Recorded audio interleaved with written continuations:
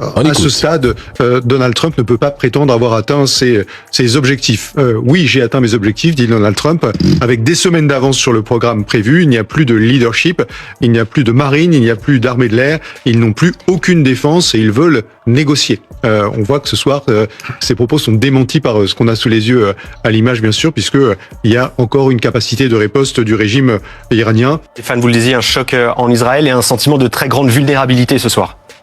Oui, absolument, parce que le bouclier antimissile n'a pas fonctionné. Il aurait essayé à 2 reprises d'intercepter ce missile qui n'a pas pu être intercepté. Il y a eu également, un peu plus tôt dans la soirée, un tir direct également sur Dimona, une ville à proximité d'un centre nucléaire extrêmement important, un site extrêmement sensible en Israël, sans doute l'un des plus sensibles du pays. Et dans les 2 cas, le bouclier antimissile vraisemblablement n'a pas fonctionné. Et l'inquiétude ce soir en Israël, c'est de se dire que peut-être qu'un nouveau type de missile est envoyé par les Iraniens sur Israël.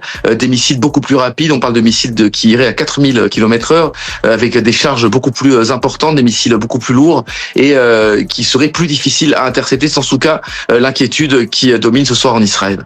Bon, nous savons tous que le dôme de fer est inefficace. Je vais être bref.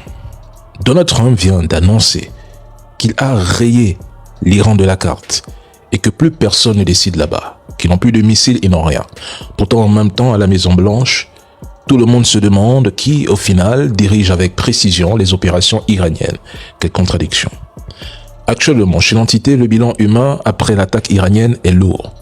Leur système de défense, malgré son activation, n'a pas réussi à empêcher les missiles iraniens d'atteindre Arad et Dimona. Posez-vous les bonnes questions. Pourquoi ils vous mentent? Pourquoi autant de mensonges? Qui va répondre de ces mensonges vendus à leur peuple? Les studios hollywoodiens?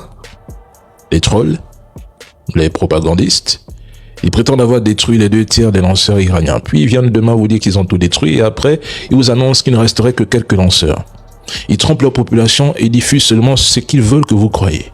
Mais le ministre des Affaires étrangères iranien affirme que l'Iran refuse un cessez-le-feu et exige une fin complète, globale et durable de la guerre avec des garanties contre toute reprise de conflit et une compensation des dommages. Cette guerre est un échec flagrant de l'administration Trump. Pourquoi autant de contradictions? Pourquoi autant de mensonges?